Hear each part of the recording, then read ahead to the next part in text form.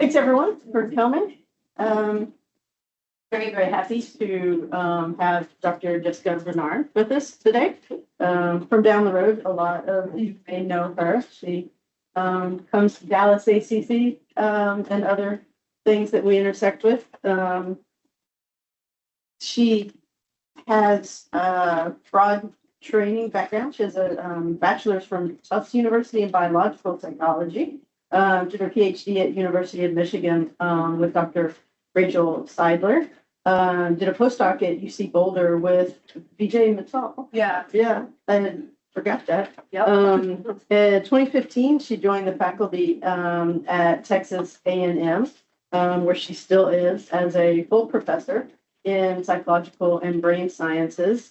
You're affiliated with the Institute for Neuroscience and the Center for Population Health and Aging. Interesting. And congratulations on your endowment. You're endowed professor in liberal arts. And she's a fellow of the American Psychological Society. Wow. And she's an expert on cerebellar structure, cerebellar function, aging of the cerebellum, and other types of pathology and its implications for cognition. And more recently, intervention and neuromodulation type things, which I think is what we're going to hear some about today. Some of it today. So please join me in welcoming Dr.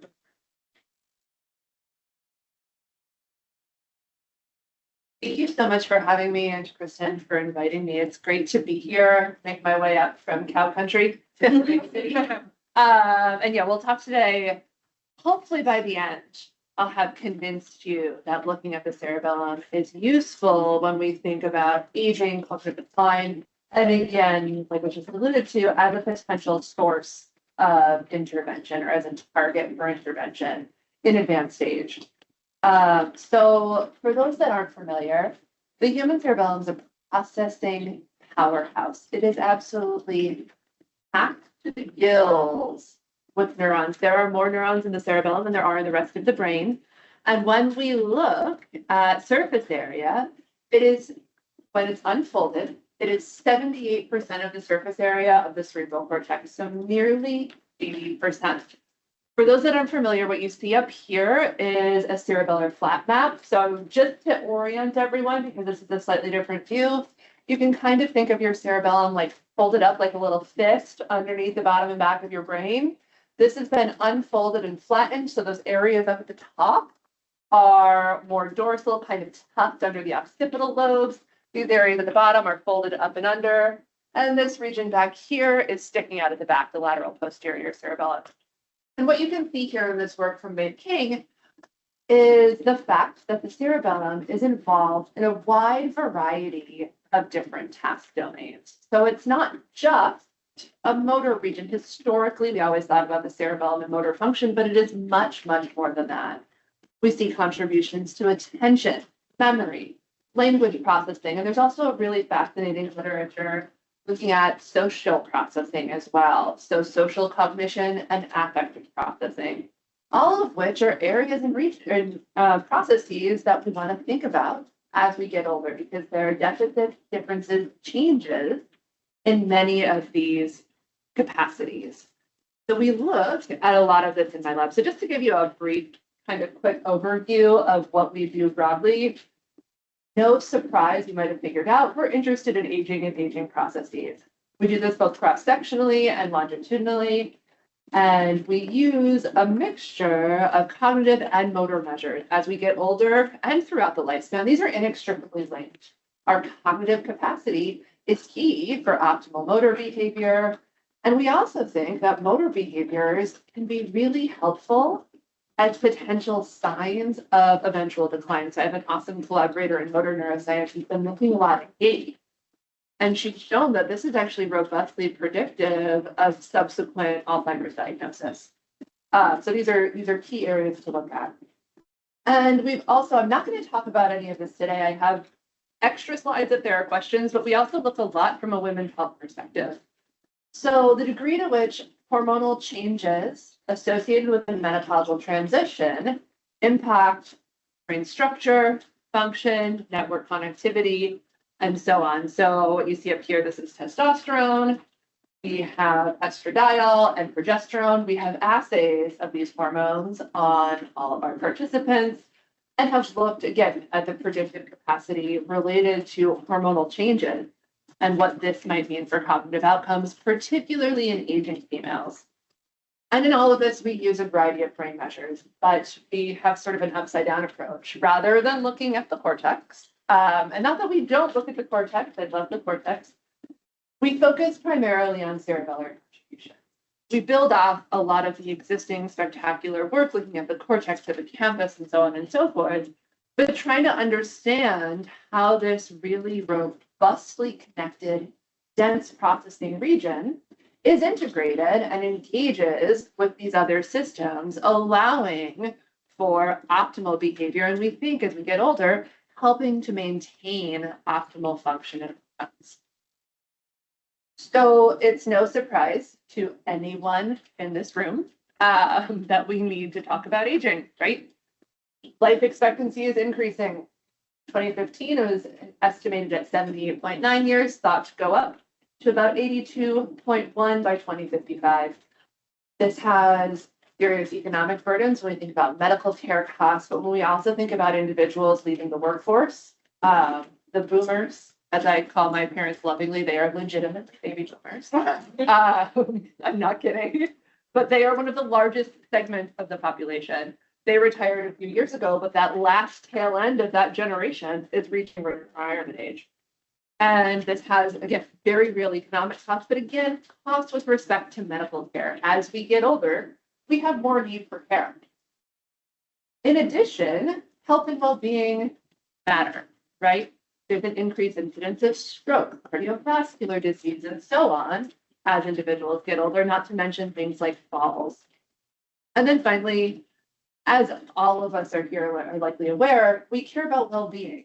I want to do well when I get older. I want my parents to continue to be doing well. They're in their mid-70s now, but I want them to continue enjoying their life and so on and so forth. I'd like the same. We have loved ones that we care about. So our health and well-being for ourselves and others is a key component and something we think about a lot. So across a lot of this work, starting, which I can't believe I'm about to admit it's been this long, about, oh boy, almost 20 years ago now when I started grad school, we started looking at whether or not the cerebellum is impacted in aging. And is it impacted in aging? So I'm going to talk a little bit about this first, and then we're going to work into talking some about intervention. So the question is, do we see impact scare? You can probably guess that the answer might be yes, but we'll talk about that a little bit more. Back in the early 2000s, we thought this might be the case. So there was some really great work that came out from Naftali Raz's group in the 1990s and in the earlier 2000s showing, as individuals get older, the volume of the cerebellar hemispheres is smaller. This work was done with meticulous hand tracing. So hand tracing halves of the cerebellum. I'm looking at Kristen like you've probably been there. Doing this very carefully to look at volume is amazing. And the answer seems to be yes. At the same time, a paper by Jernigan and colleagues came out looking at proportional gray matter volumes with age, looking at different regions of the brain to see what sort of associations there are as people get older. And cerebellar gray matter is pretty robustly negatively associated with age. What I think is important and interesting here is the fact that the hippocampus, which is something we talk about quite a lot for obvious reasons, given how it's implicated in age-related neurodegenerative disease, but also its critical role in memory processes and learning, is pretty robustly impacted. But then there's the frontal cortex. The effect here is the same on the frontal cortex and the cerebellum. So the reality is the cerebellum and frontal cortex together are second only to that of the hippocampus. But for numerous various reasons, People hadn't been looking at the cerebellum in detail. Imaging creates challenges, right? So we have to be able to get from all the way down here to all the way up at the top in the early days of imaging. You couldn't necessarily get everything you wanted. You would have to cut something off. Womp womp. There goes the cerebellum and a lot of work. The other challenge is we know, and we started to learn, there was always a hint that the cerebellum was involved in things beyond just motor control. Actually, around the same time, again in 1998, Jeremy Schmalman posted his cerebellar cognitive affective syndrome paper demonstrating that in individuals with lateral posterior cerebellar lesion, stroke, etc., they had pronounced deficits in things like executive function and affective control, and things sort of snowballed for the better from there. But it turns out you have to look regionally. So this whole hemisphere work is amazing, but there's more that comes from looking at a lobular level, and we just didn't necessarily have the technology and technique to be able to do that aside from hand tracing. Hand tracing just a hemisphere is incredibly intensive. Now do that 28 times for the subregions of the cerebellum, and you will never get a PhD. You'll still be tracing because you need multiple raters, very careful knowledge of anatomy, and so on and so forth. So we wanted to look at this in more detail. As a grad student, I showed that there are lobular differences. So these are like subregions in the cerebellum as we get older, and connectivity is higher. And this is all well and good. We were really excited about it. The other thing that's worth noting is that these cerebellar measures were predictive of behavior. The more young adult-like your cerebellum looked in terms of having more preserved volume or more robust connectivity, the better your behavioral performance tended to be in both the cognitive and motor domains and in regionally specific ways. But this doesn't tell us anything about change over time and the predictive value of looking at the cerebellum. So for the past 5 years now, give or take 5 or 6, we have been looking at this longitudinally. So whether or not changes in cerebellar metrics predict motor and cognitive behavior over time across adulthood.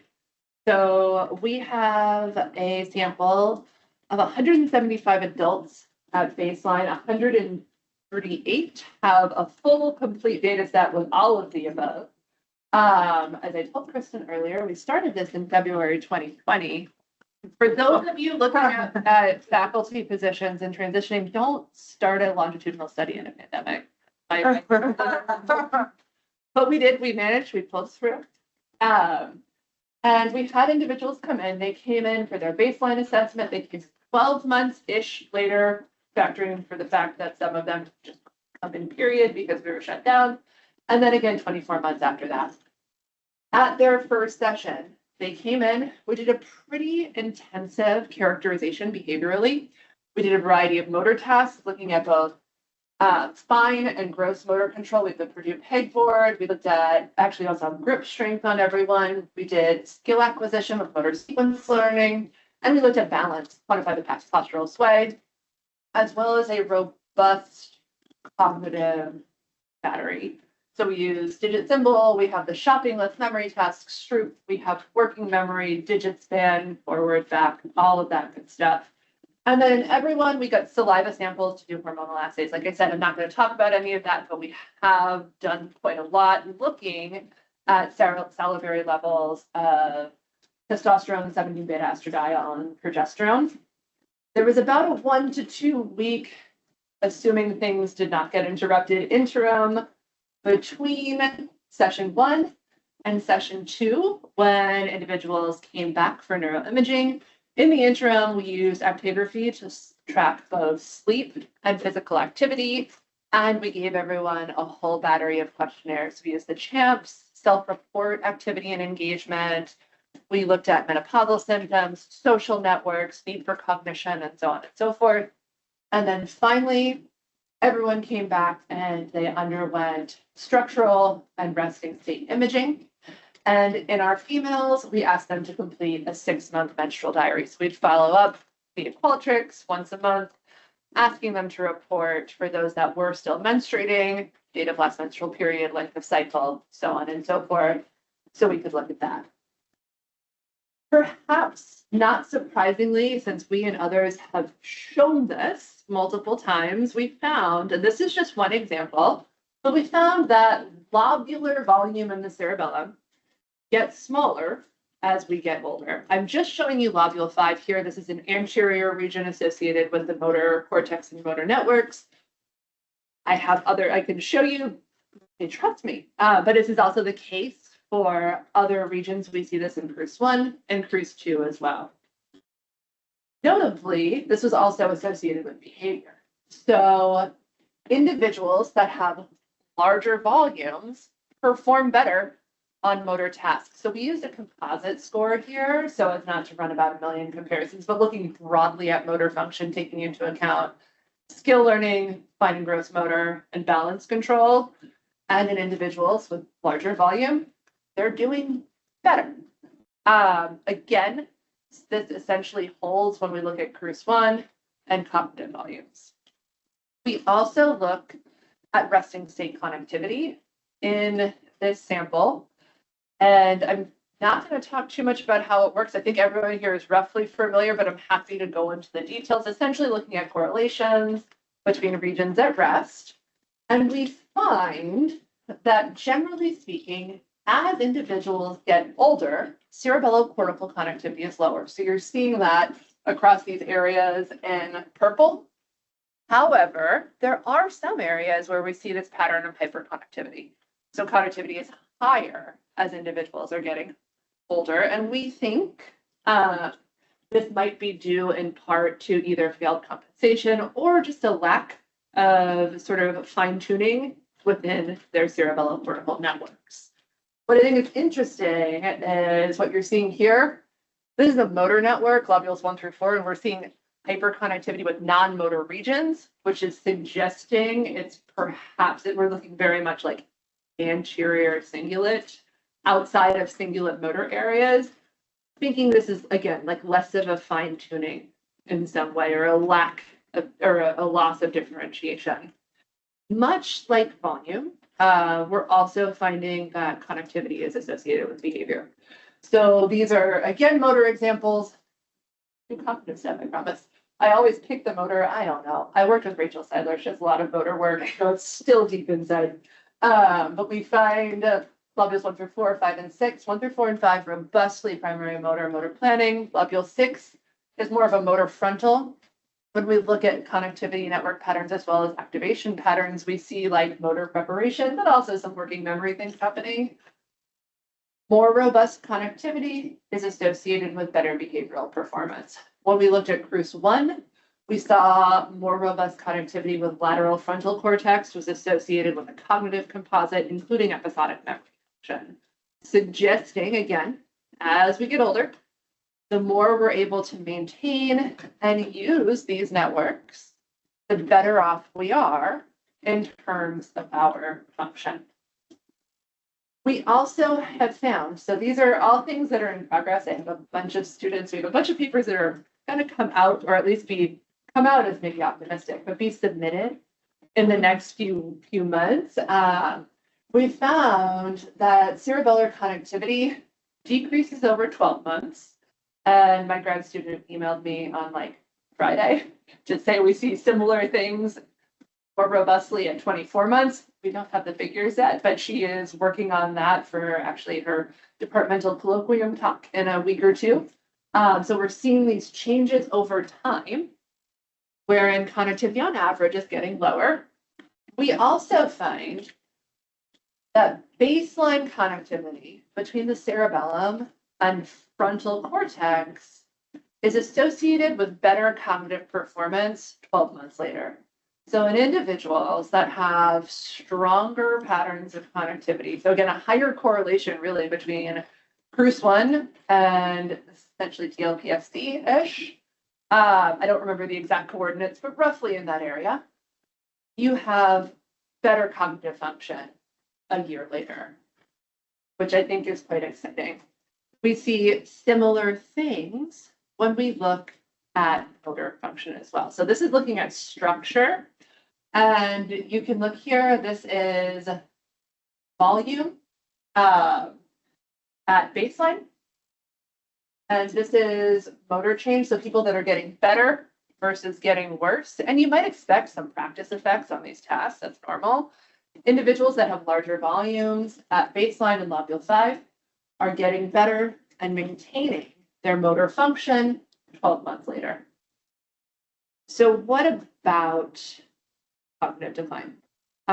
In more severe, this has all been cognitively normal aging. There is a growing literature suggesting that the cerebellum is impacted in Alzheimer's disease. So this is a paper from Guo and colleagues where they were looking at structural impacts within the cerebellum in Alzheimer's disease, behavioral variant frontotemporal dementia, progressive non-fluent aphasia, and then semantic variant primary progressive aphasia. And what they found was that across all of these, there are cerebellar impacts, but there seem to be unique patterns when one looks at healthy controls relative to individuals with Alzheimer's disease, largely impacting, this is CRUISE-1, CRUISE-2, and these are networks that are associated with frontal parietal network, default mode network from the Buckner parcellation, suggesting these cerebellofrontal and cerebellar default network regions, again, seem to be somewhat specifically impacted in Alzheimer's disease. And it was around this time, Jeremy Schmaumann, who, for those that aren't familiar, he's a neurologist at Mass General. He was the one that defined the cerebellar cognitive affective syndrome in the late 1990s. He came out with a commentary essentially saying, you know what, the cerebellum might be more than just sort of a silent bystander in Alzheimer's disease and other forms of neurodegenerative disease. What it's doing, what's going on, open question, but perhaps worth looking at. So we've looked at this a little bit. We started, my students hate me, but I love a meta-analysis. Every now and then I'm like, oh, we should do another meta-analysis. They're like, should we? Really? It's like a rite of passage at this point.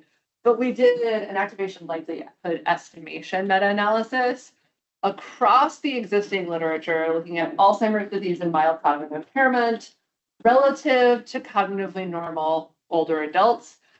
For what it's worth, this was tough to do because, especially in the early days of imaging, people were cutting up the cerebellum left and right, not reporting. But the other thing is, in individuals with Alzheimer's disease, if you're putting them in the scanner, it can be challenging to get good behavioral performance. You want your participants to be comfortable. There's not a ton out there, but we ended up with what I think is a fairly reasonable sample of papers. I think it's about 17 or so, and we were able to combine Alzheimer's disease and mild and cognitive impairment together to look at things a little bit more effectively. And we find when we look at AD-MCI combined and healthy cognitively normal controls, there are areas of distinct overlap and activation across studies. And some of these areas are relatively the same. And we can also do essentially a meta-analytic comparison. Where do we see more activation overlap in AD and MCI relative to controls and vice versa? And we see differential patterns of what's being engaged and involved across tasks and across domains. These are largely cognitive tasks, but across domains, when we really collapse across the literature, looking at Alzheimer's disease and mild cognitive impairment together. We tried looking a little bit at MCI relative to healthy controls. It's not particularly well powered to do so, but I think this is kind of an important and exciting question moving forward. What's going on in terms of cerebellar functional activation?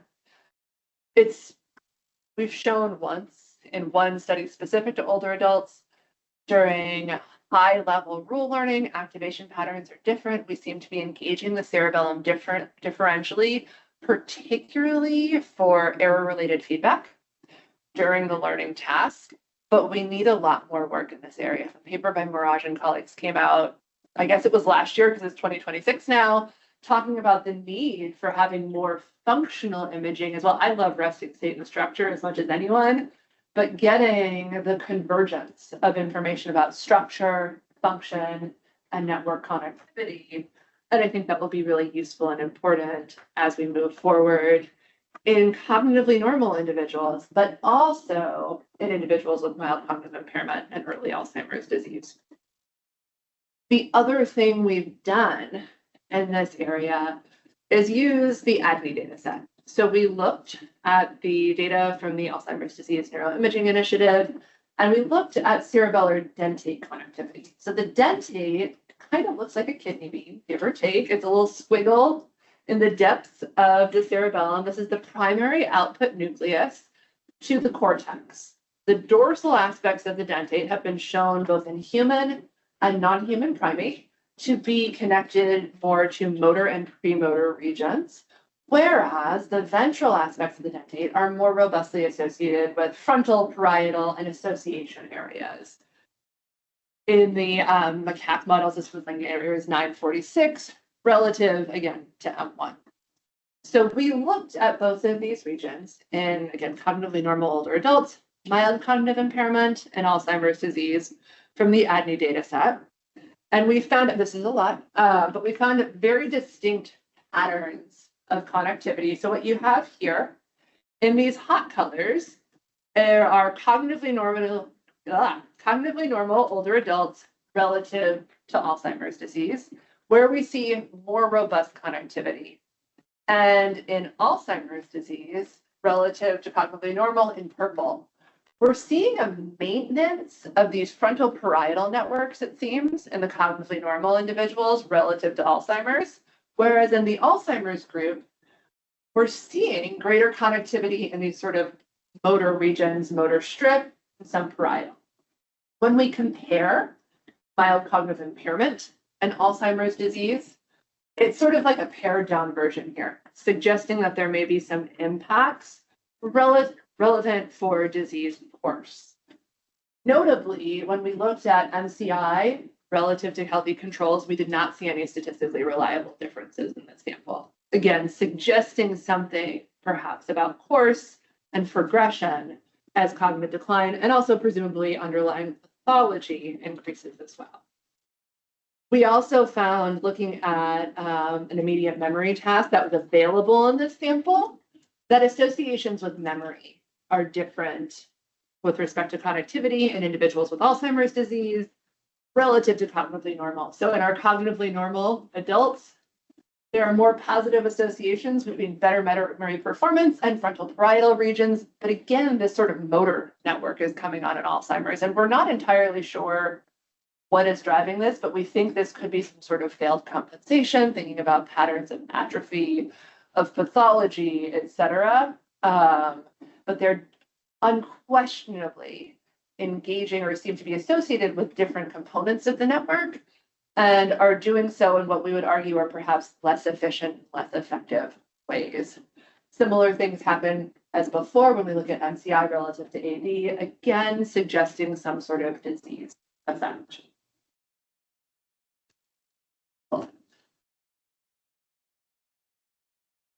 So more recently, we've been thinking about how, why, what might be going on, and other subnetworks kind of within the world of cerebellar connectivity.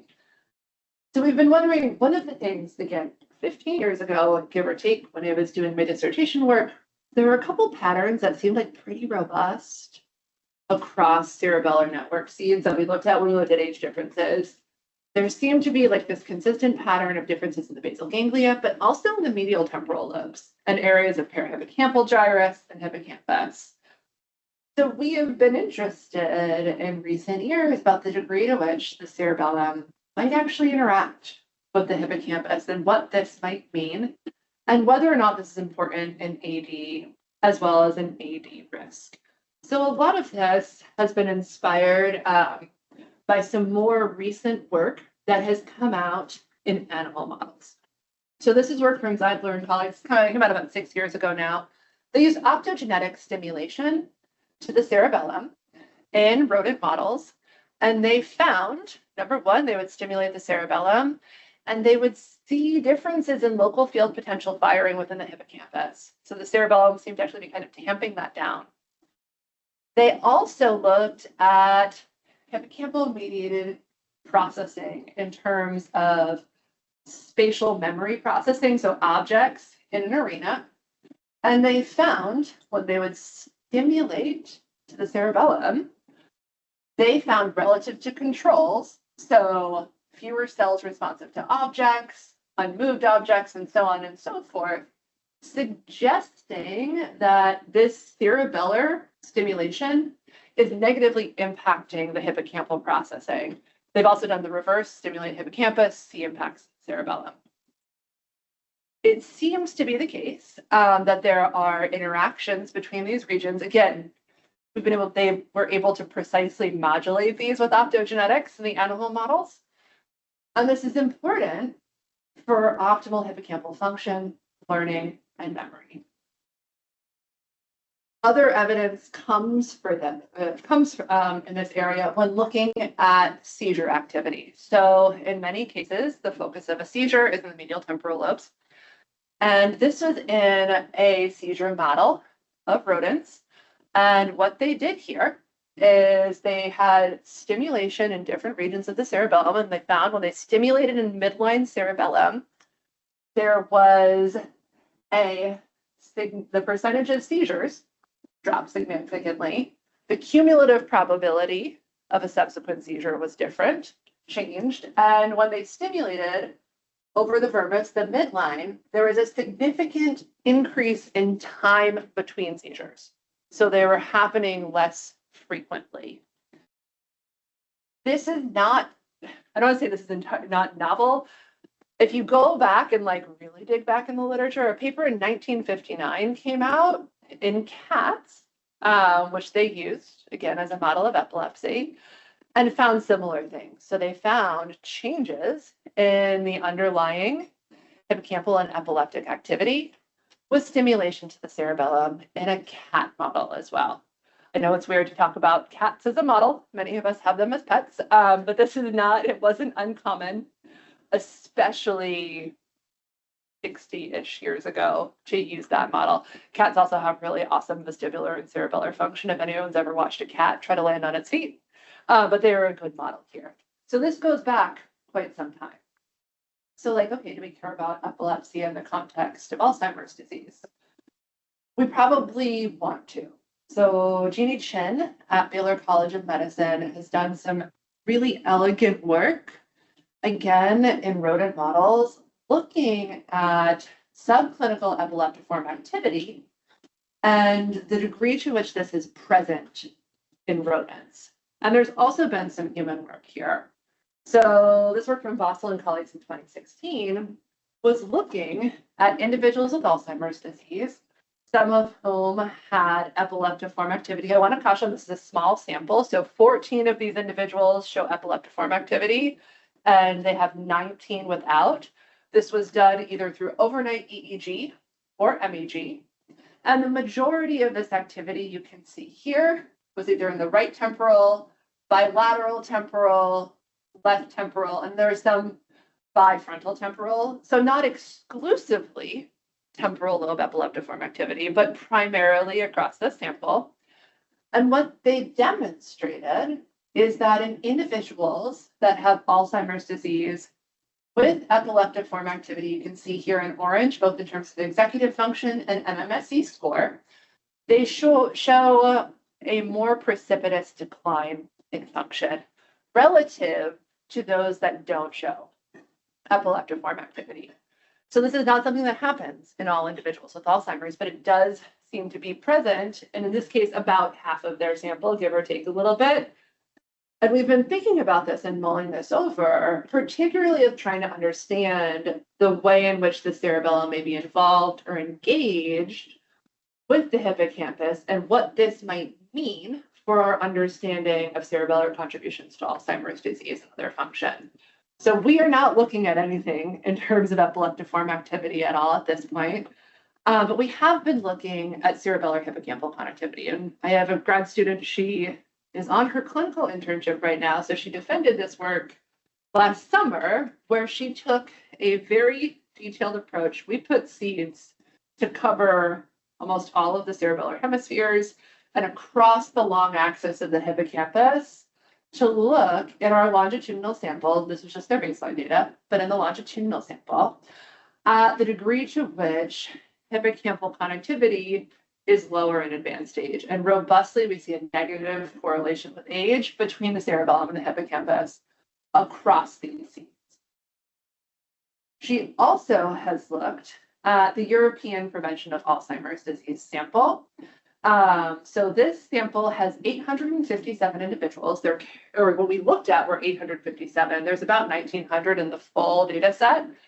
They're all characterized. They do not have any current diagnosis of Alzheimer's disease or neurodegenerative disease.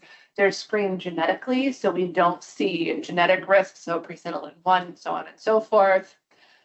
And what she found, what Tracy did, was she looked at immediate memory scores on story memory and connectivity between the anterior hippocampus and CRUS1, and found significant positive. I know it's a fairly low slope in this giant sample, but there is a significant positive association such that the higher the connectivity in these individuals, the better their story memory performance happens to be in this large adult sample.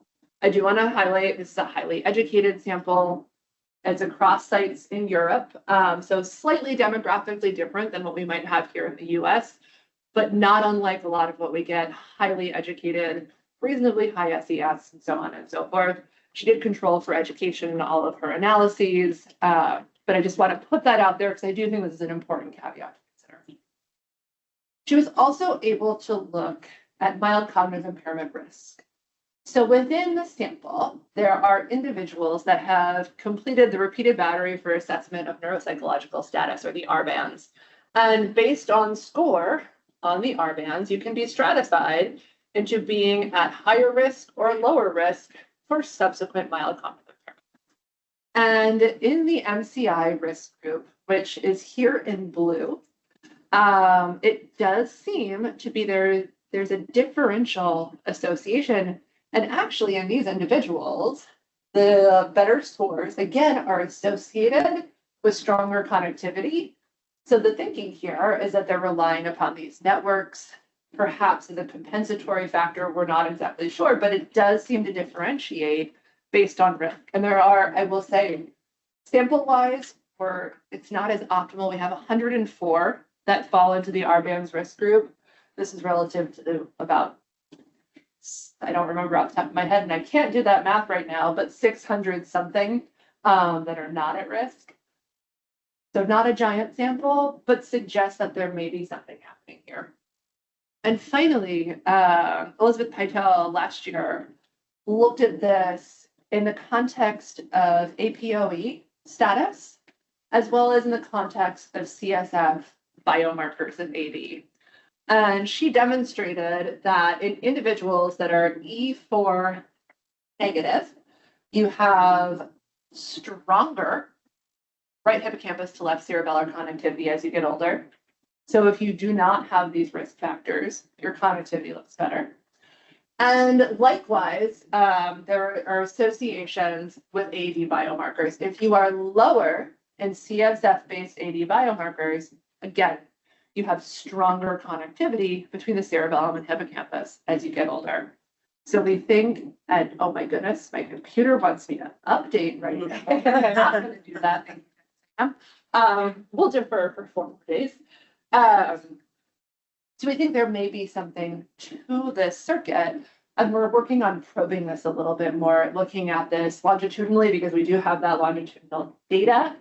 And also looking at this in more detail, we're hoping to use some stimulation approaches to, as best as we can, model what they've done in rodents, looking at cerebellum and hippocampus, targeting kind of both ends of the circuit with transcranial focused ultrasound stimulation to see the way in which this is impacting things like learning, memory, and so on.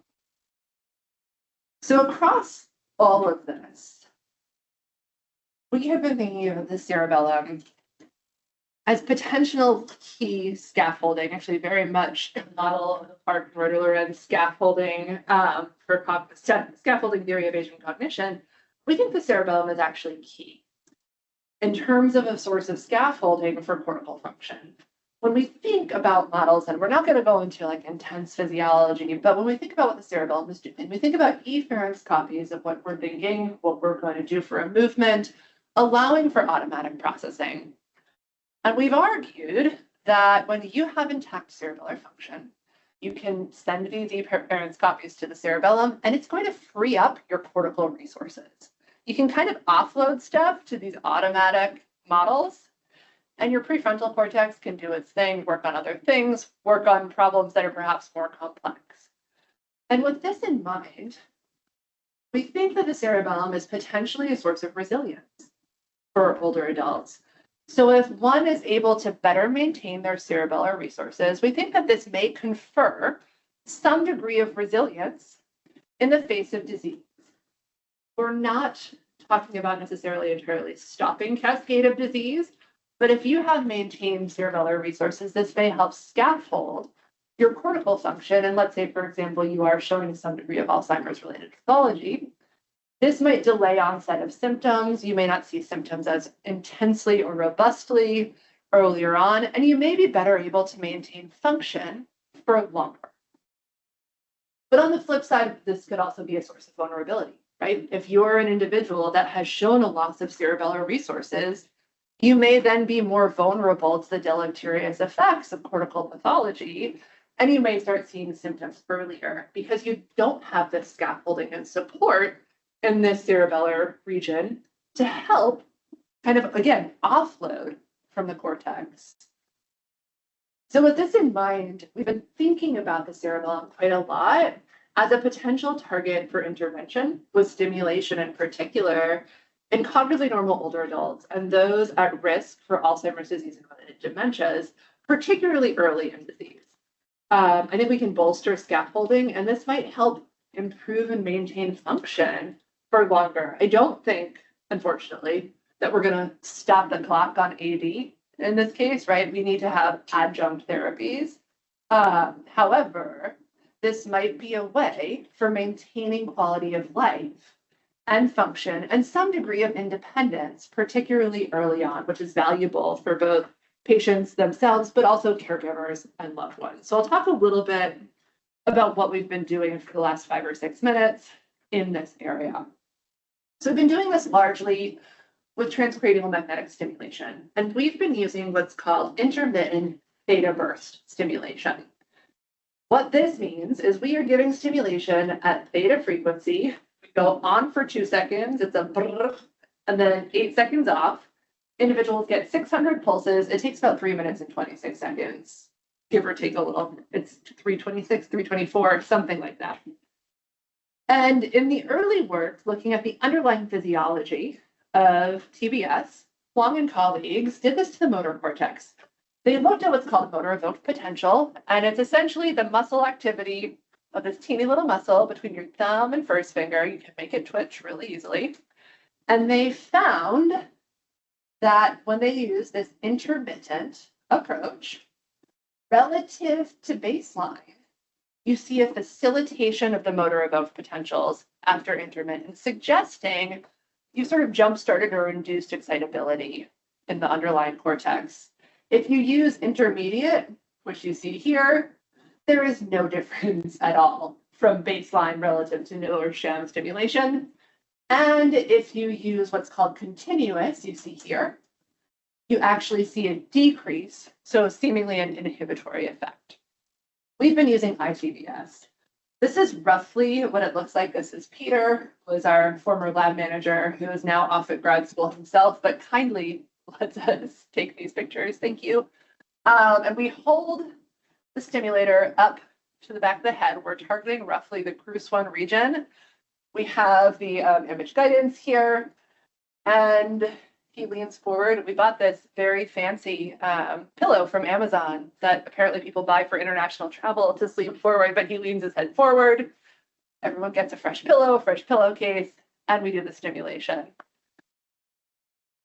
We've looked at a variety of different behaviors, and I'll walk you through a couple of the things we've seen. So the first thing we did, I have a postdoc, Dr. Ashwini Sansari, she's trained as a physical therapist and has a PhD. She's one of those fancy double doctors, but she's really interested in gait and balance and whatnot, and how can we improve rehabilitation for gait and balance? So we were looking at postural sway. So we quantify this by having people stand on a board. You can see down here, it's on the floor. We measure your center of pressure when you're standing. You may not notice it during normal casual standing, but if you stand, as you can see in this person, you can't see that his eyes are closed, but they are. Your feet are together. We put arms across the chest, and we have people stand with eyes open, eyes closed. We can also spread their feet apart, and so on. We measure the center of pressure. You're swaying a little bit. When you're not in a room full of people, stand like this with your eyes closed and pay attention. You can feel it. It happens normally to all of us. And this quantifies that. We calculate the area, the 95% confidence interval of the ellipse surrounding this squiggle. So what Ashwini did is we had 40 cognitively normal older adults. 20 were randomly assigned to get cerebellar ITBS. 20 were randomly assigned to sham. They came in, we got their baseline measure of postural sway. They did the stimulation, and then we looked at sway area immediately after, and then in like several minute increments out to 30 minutes. This is one example participant, just to give you a feel for what it looks like. Most of them look just like this in the active group. You can see here we are, at their pre-baseline measure. This is not unusual for someone in their 60s or 70s, but there's a larger sway area. And I think it's pretty telling or notable how robust the difference is from pre to post. And we see this at the group level as well. So when we collapse across the 20 in each of these groups, our sham group does show a little bit of improvement. We think this is probably a learning effect. They're getting used to doing this task, but the active group is improving significantly above and beyond sham at all time points out to 30 minutes, suggesting we are positively affecting and impacting their balance function. So we're excited about this, thinking about what this might mean in terms of broader use.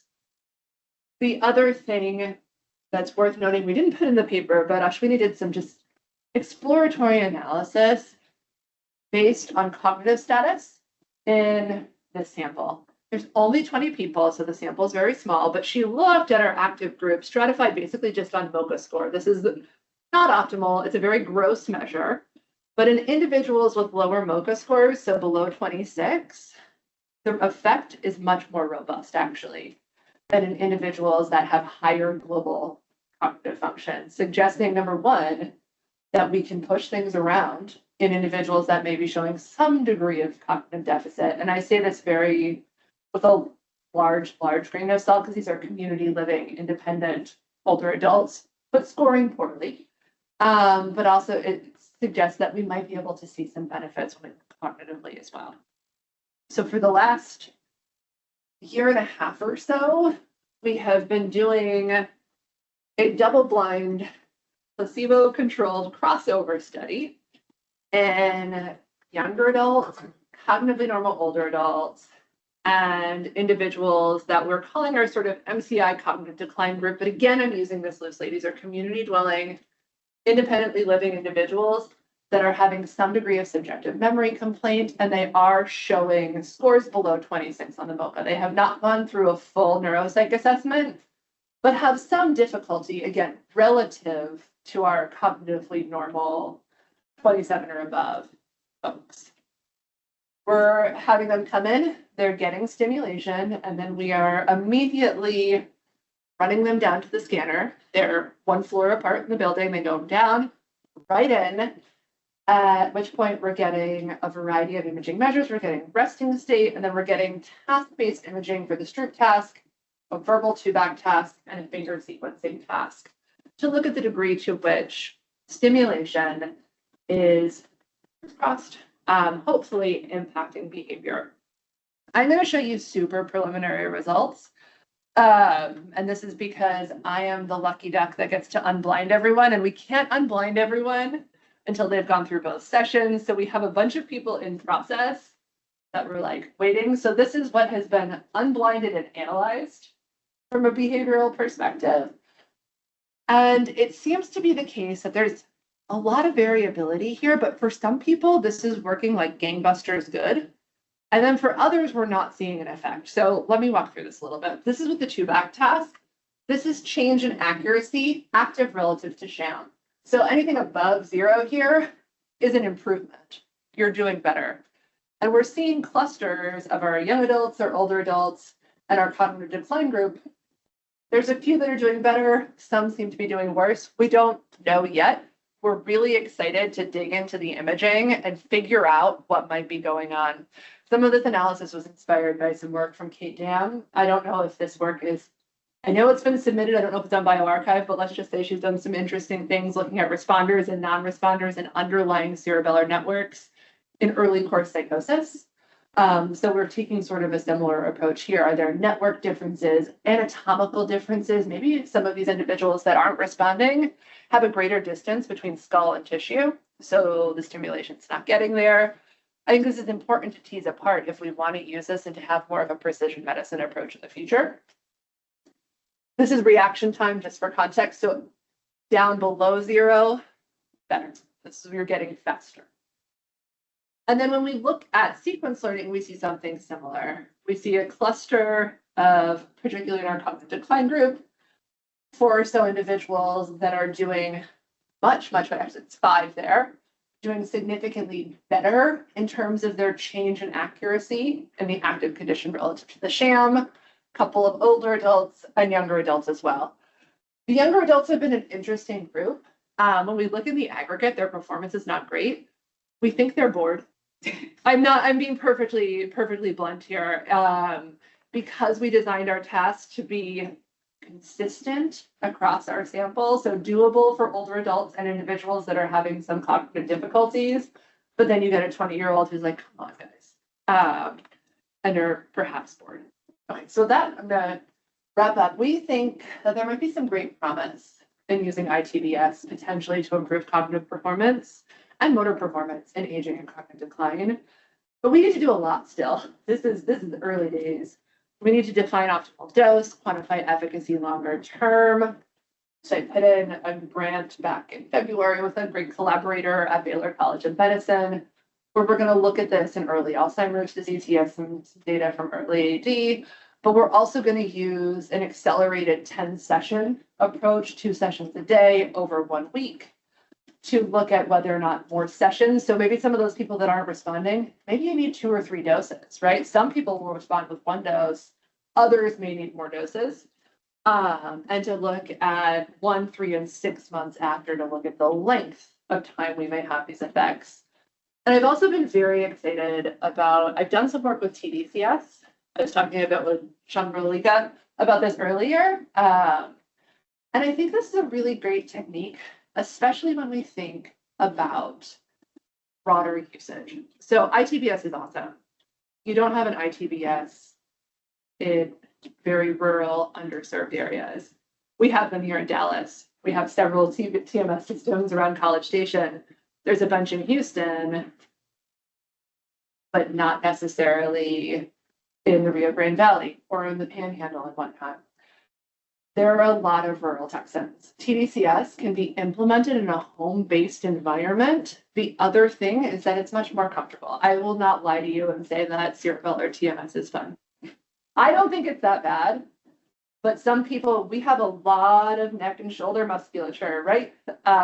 You are hitting some of that when you're doing the stimulation. ITBS also minimizes that. It feels sort of like a tickle or a tingle. So I'm excited about considering this opportunity as well. We might need to dose it differently. It might take a little bit longer, but if you can do it at home, it means we may be able to reach more people. It also might use caregiver burden as well. They don't have to worry about driving a loved one to an appointment. They can help them set up in the kitchen, right? And go from there. So with that, a huge thank you to all of the wonderful people I get to work with in my lab, to our funding sources. I've had some amazing students, now alumni, amazing postdocs. I'm very lucky to get to work with them every day. And thank you all again for having me and for your attention. These are my fur babies, and half of my human child is over there. Thank you.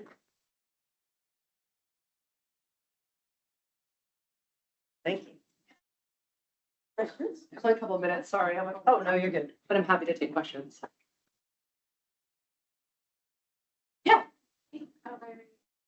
I have two quick questions. One, you presented your first study looking at baseline body wall volume and how that predicts others. On that baseline volume predicts increases between people. Is there a reason why you would expect the increasing in their motor skills over time and not like decreasing? But it might depend on like the age range. Yeah. And then the second one was just wondering about the time scale of ITS and whether or not that would, like you would expect there to be some effect of the stimulation if you're kind of putting people in a scanner and making them do like the resting state scan, Both great questions. Yeah. So why might we see people getting better? This is a really good question. So you mentioned age. At baseline, our sample ranged between 35 and 86 years old. So we do have a wide age range. I think some of this could be age related. We've put age in the models. It doesn't seem to necessarily matter.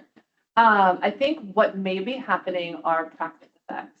But I was talking about this. So one of my students, Tracy Hicks, she is training in clinical psychology, and she was talking about it. She's like, if people are doing well or better, that's a good thing because we would expect practice effects. I can't really give you an alternative balance task, right? It is what it is. Whereas at least with sequence learning, we can switch up the sequence. We use different stimuli we have different versions of the MOCA that we give and so on. But if you're getting better, that may not be terrible. I also want to be clear. These differences aren't super, super robust. It's more like maintaining and slightly better versus getting worse. But even in the face of practice effects, I think people that are doing more poorly is actually perhaps more telling, right? If you're still doing more poorly, even when there's likely to be a practice effect, I think that's actually kind of the important end of the graph. So the fact that if you have smaller volumes and you're going downhill, it's marking some sort of risk, I think. And then the second question you asked about the time course of ITBS.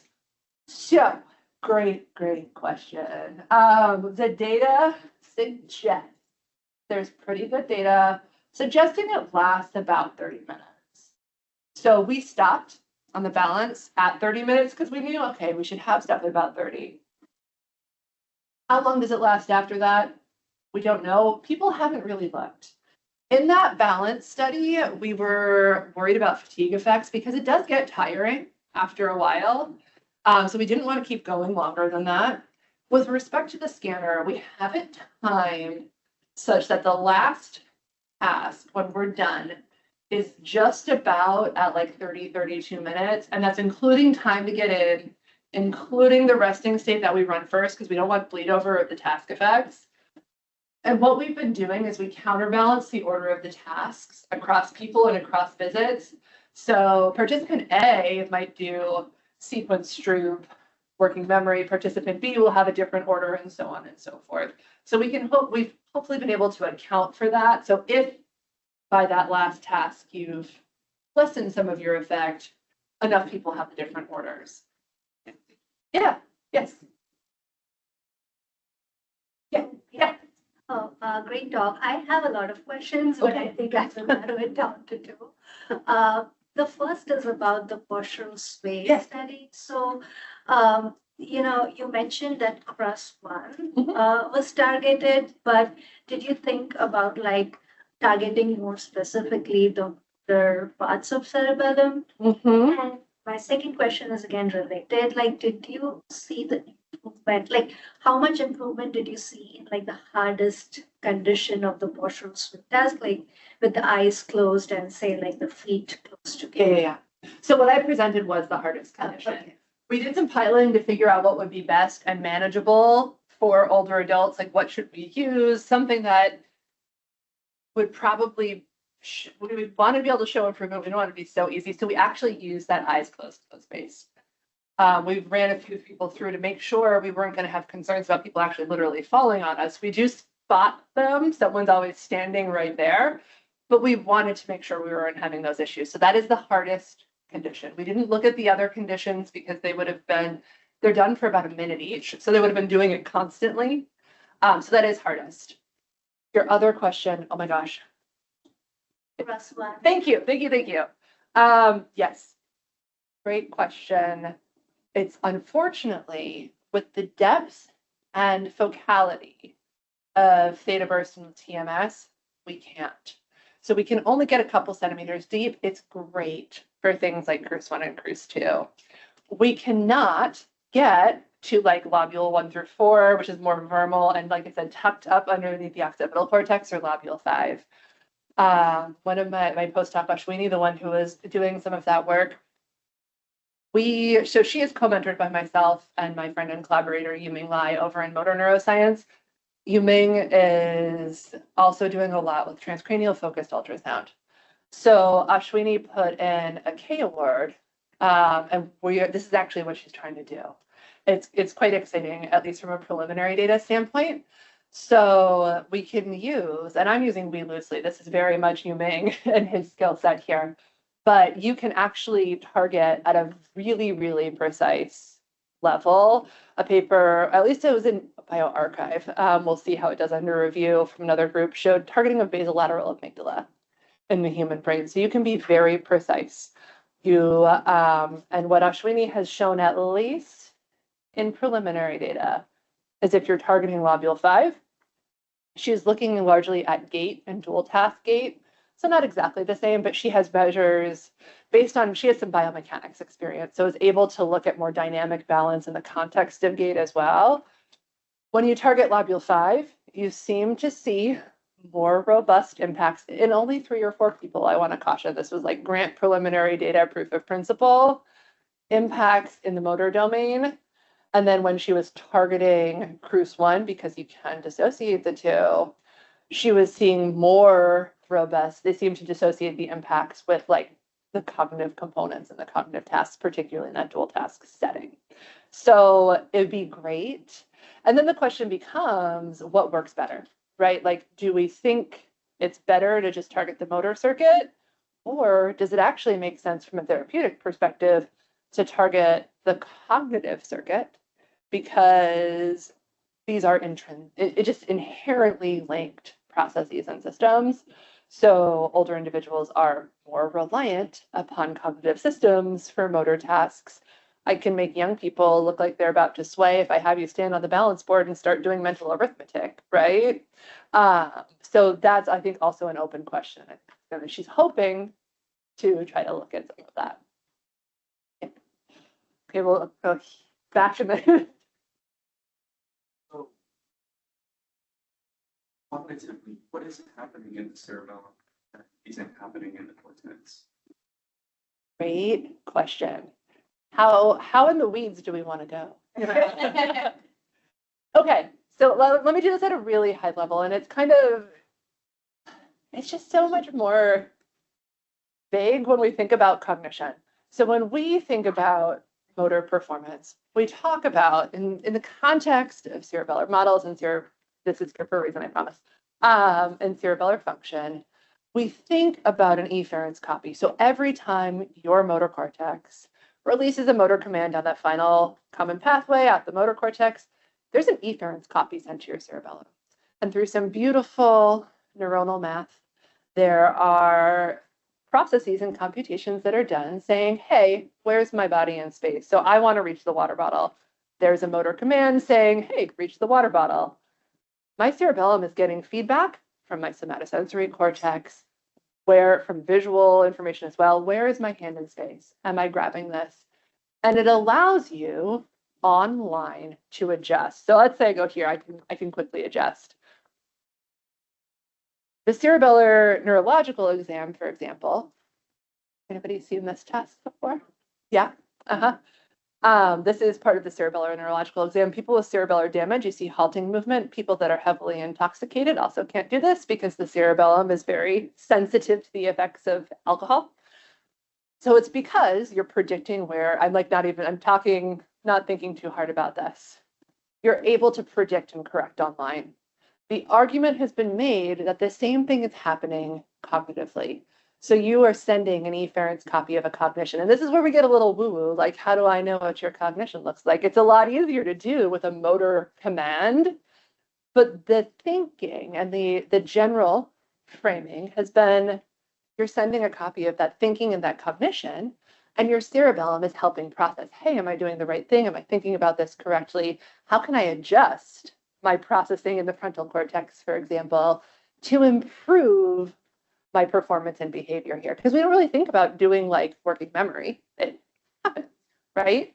And the idea is that your cerebellum is allowing for that.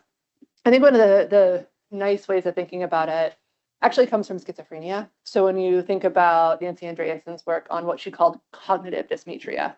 So individuals with schizophrenia, she showed, also 1998 was like a big year for cool cerebellar work, 98, 99. She had a PET paper come out where she found that in individuals with schizophrenia, there was dysfunctional activation in cerebellum and prefrontal cortex. Individuals that had more disorganized symptoms. So you can kind of think of this like word salad. Speech was disorganized, harder to understand train of thought, following thoughts. And she argued and suggested, hey, much like we see dysmetria in movement in individuals with cerebellar damage, the parallel is happening here with thought, because there is some sort of deficit in the activation and the interactions between cerebellum and lateral prefrontal. People are less able to kind of organize and have smooth and complete thought. So again, I know it's a little bit woo-woo because we can't measure it. Like I can say, I can match your motor behavior. I can look at that. But because when we also look at the cytoarchitecture of the cerebellum, it's actually very much the same across the entire structure, but the inputs are different. It's been argued, and there's controversy in this. Jorn Diedrichsen has been poking at this idea a little bit in recent years, but the thinking is that it's the same type of computation happening across the cerebellum, but on different inputs. And for things like cognition, it's literally on a thought. Yeah, did that hopefully, cool. I think here then, Kristen. I have a quick question regarding the ITPS. Yes. So I just personally, we had some experience in my previous lab, we used my PS to target the LPFC. Mm-hmm. So it's deep structured. And I was curious about what like intensity did you use, because cerebellum is also pretty deep. And yep. I was wondering like, how did you guarantee the intensity is strong enough to fully activate it? Fabulous question. Yeah, we are using, so we have to balance the, and we've thought about this. We talk about this a lot too. Like, what should we use? You need to balance the comfort of your participants with getting deep enough. So we're at 100% of what we call active motor threshold. So we're doing a light contraction and getting the amount of stimulation from the motor cortex to elicit a motor evoked potential in the first dorsal interosseous muscle. I was actually on faculty development leave in the fall, and I spent a couple of weeks with Mark Halko up at McLean, where he's been doing some cerebellar stimulation, again, in psychiatric populations. They're taking a similar approach, but we had this exact conversation, like, does it need to be higher? Would it be better if it was higher, especially when we're looking at aging populations where there's likely, not likely, we know there's probably some degree of tissue loss. The question's more like, to what extent? We may need to consider a higher stimulation, but then at that point you have people that are just angry at you because it's not comfortable. So I think it is an important balance. And this is where we've been thinking more about like, okay, maybe you do more sessions at lower intensity in some way. But it's a tough question, right? The other area where that could be helpful is ultrasound, if we were to move to that ultrasound approach, because you don't really feel it. It's much more comfortable. There are other kind of complicating factors to think about, and you do absolutely need an image from everyone. The TMS, especially for cerebellum, you can go without image guidance, but for ultrasound, you absolutely need it. It's not possible to model the trajectories of the field or the beam without it. So it's a trade-off for sure. And hopefully we'll figure it out better. Okay, I think we'll let Okay. you go for like formally. Okay. and Maybe you can ask a couple questions. Sure. As you eat your lunch or something. That's fine. Maybe, yeah. Awesome. Thank Thank you you so all. Thank you.